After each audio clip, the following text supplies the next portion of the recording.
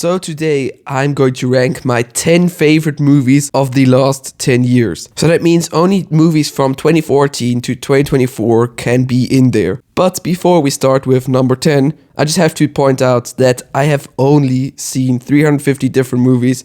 So that means there's still a lot of good movies that I have missed. So if your favorite isn't in here, I probably haven't watched it yet, or I'm just not such a fan of it, which is okay. Because movie rating is something very subjective. Just be careful, there can be spoilers for each movie, so spoiler alert.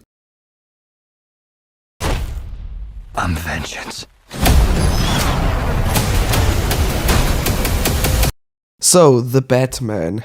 I've watched this movie twice so far, and here's what stood out to me in the first time watching it. First of all, just great visuals. I mean, just look at a car chase. And that's just mainly because we have the cameraman, Craig Fraser, who also made Dune, which, I mean, just looks beautiful. Also, this movie has a very distinctive tone because it's always dark and you only see Gotham at nighttime. All of the bad guys are great. The Riddler basically has a point on what he's doing. And the Mafia, well, the Mafia is just doing Mafia stuff. But I mean, that's also fun. Batman shows his detective skills, which he normally doesn't really. The only thing I wasn't such a fan of in the first watch was the ending. It just feels like you have two showdowns, because once he goes to the Riddler in his cell, and then once where Batman defeats all of the Riddler's followers. It just felt like it was half an hour too long. So in the first watch, it was a 4 out of 5 for me. But then I watched it a second time. And the ending improved for me just simply because I was prepared for it and I wasn't expecting this classic CGI massacre at the end. So I got to appreciate it, and I mean, everything else was just great once again. So now it's a 4.5 out of 5 and made it number 10 on this list. Human.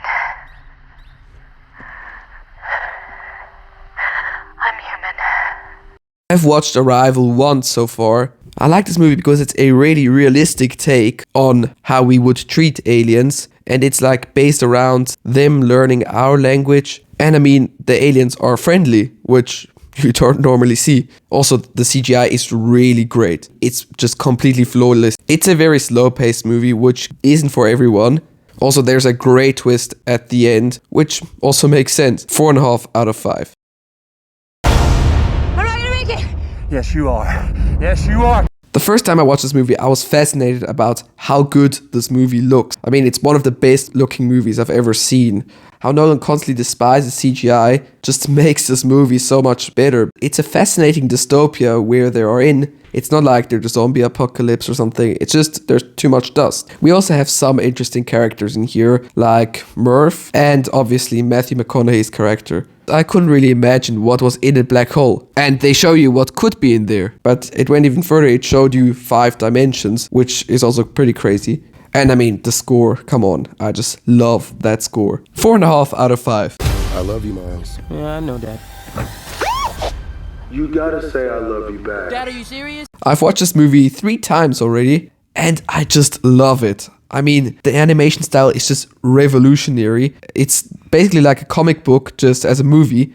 And Miles is an interesting interpretation of Spider-Man, with some cool twists and turns. And it has a great voice cast. We also have a very tragic bad guy, Kingpin, and he has a cool backstory. All these spider people are also just fun to watch with their dynamic, all have a slightly different backstory, which is also fun. There's also an emotional story between Miles and his parents. 4.5 out of 5. Do you think you're coming back? I've watched First Man once so far, and Ryan Gosling is just really great as Neil Armstrong. It also shows you a lot of the ups and downs of NASA and what people had to die just because NASA made a mistake. It also really gives you a deep dive in Neil Armstrong's character. They first show him how he is a family man, and then they let him go to the moon, where he maybe never returns. And how he has to tell that to his boys is just heartbreaking. Once you're on a rocket or a kind of plane or whatever, it just looks great. You can see how this thing could fall apart any second, how it's rattling the whole time. And we don't have to talk about space. It just looks beautiful, especially the moon landing. That's just really great. I really like this one. 4.5 out of 5. Captain Sam, can you hear me?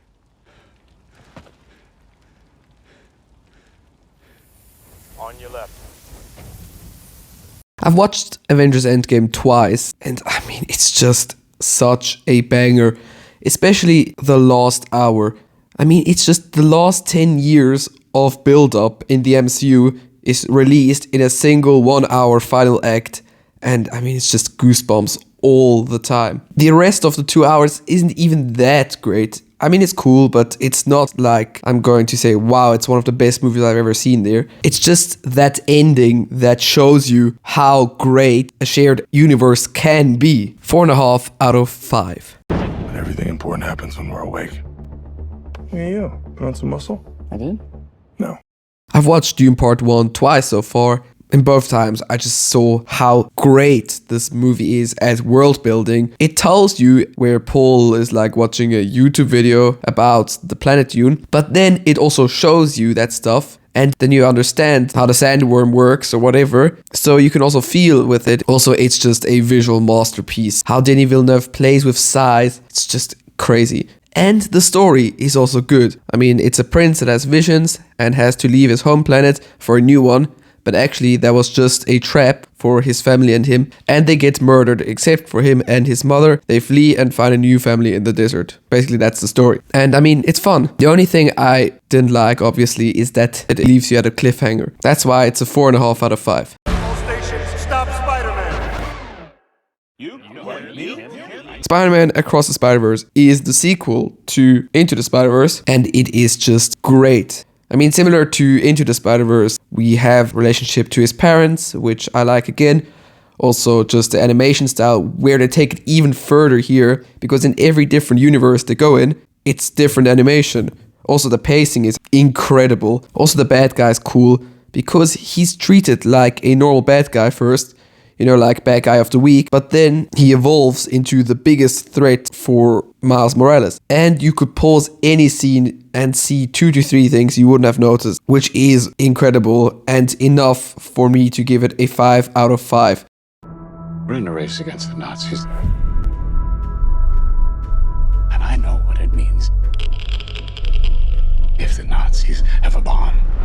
Another movie from 2023, and that is Oppenheimer. I've watched it twice so far, once in IMAX, and if you watch this movie, I really recommend to watch this in IMAX, if you have the opportunity, obviously, because the sound is unbelievable there, the camera is unbelievable, and because the mix of the sound and just what's happening, it just put me in kind of a rush. I was so immersed. The score is great, I'm still listening to it. The film editing is so weird because it's basically a 3-hour long montage, which isn't even in chronological order, so you get to know some details later on, even if they would have happened in the middle of the film, like that Robert Downey Jr. is the bad guy. So out of that, the first act is a huge build-up. The second act basically revolves around making the bomb explode. And the third act is a huge payoff for the first 2 acts. All actors play fantastic. It's a really good character study as well of Oppenheimer.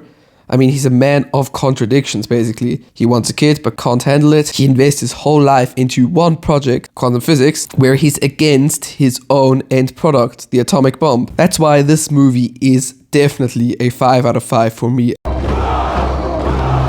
There are times when it is necessary to abandon our humanity, to save humanity. I've watched War for the Planet of the Apes once so far, but I definitely want to watch it a second time. The CGI is just flawless. It's probably the best use of CGI that I've seen on animals ever. And just the story of Caesar losing his wife and one of his sons as well as seeing him going for revenge is just heartbreaking. You see how he's starting to hate humans by now. On the other side, you have the humans who are getting this virus that makes him dumb, and you can just see how horrible they treat each other now. And Woody Harrelson as the bad guy is great as well. And this movie almost turns into kind of a Holocaust drama with Caesar trapped in this camp of Woody Harrelson's character. And you understand every point of view in this movie. And you're even kind of sad when Woody Harrelson's character dies. Then at the end when Caesar dies, I would be lying if I said there weren't any tears. Overall, just a perfect movie for me, and in my opinion, a 5 out of 5. But now I want to hear your opinions. What are your 10 favorite movies of the last 10 years? Write it down in the comments. That's been it. Bye.